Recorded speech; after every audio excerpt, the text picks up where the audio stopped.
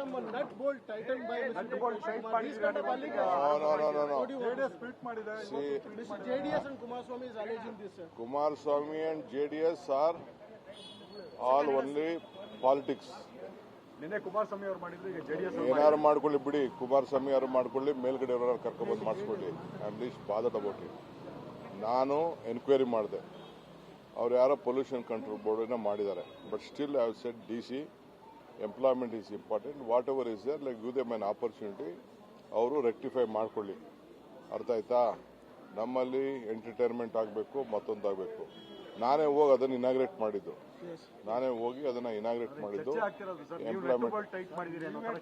ಆಯ್ತು, ನನ್ನ ಬಗ್ಗೆ ಮಾತಾಡಲಿಲ್ಲ ಅಂದ್ರೆ ಅವ್ರಿಗೆ ನೆಮ್ಮದಿನೇ ಬರಲ್ಲ ರೀ, ಅವ್ರಿಗೆ ಶಕ್ತಿನೇ ಬರಲ್ಲ. ಪಾಪ ನನ್ನ ಸುದ್ದಿ ಮಾತಾಡಲಿಲ್ಲ ಅಂತಂದ್ರೆ ಅವ್ರಿಗೆ ನಿದ್ರೆನೂ ಬರಲ್ಲ, ಶಕ್ತಿನೂ ಬರಲ್ಲ, ಯಾವುದಕ್ಕೂ ಶಕ್ತಿ ಬರಲ್ಲ ಅವ್ರಿಗೆ. ಅರ್ಥ ಆಯ್ತಾ?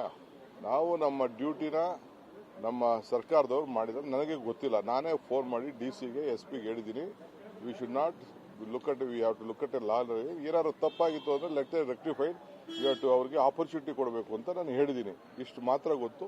ಮಿಕ್ಕಿದೇನೋ ನನ್ನ ಹತ್ರ ಬಂದು ಇವರು ಪೊಲ್ಯೂಷನ್ ಕಂಟ್ರೋಲ್ ಚೇರ್ಮನ್ರಿಗೂ ಹತ್ರ ಫೋನ್ ಮಾಡಿದೆ, ನನಗೆ ಗೊತ್ತಿರಲಿಲ್ಲ. ನಾನು ಟಿವಿಲಿ ನೋಡಿದೆ. ಬಿಗ್ ಬಾಸ್ ಆಗಲಿ ಯಾವುದೇ ಆಗಲಿ ಎಂಟರ್ಟೈನ್ಮೆಂಟು ಇರಬೇಕು. ಪ್ರೈವೇಟ್ ಅವರು ಇನ್ವೆಸ್ಟ್ಮೆಂಟ್ ಮಾಡಬೇಕು, ಏನೋ ತಪ್ಪುಗಳು ಮಾಡಿರ್ತಾರೆ, ಬಟ್ ಅದನ್ನು ಸೆಟ್ರೈಟ್ ಮಾಡ್ಕೊಳ್ಳಿ ಅಂತ ಆಪರ್ಚುನಿಟಿ ಕೊಡಬೇಕು. This is my suggestion to them. That's all. So what do you say about the Supreme Court incident, sir?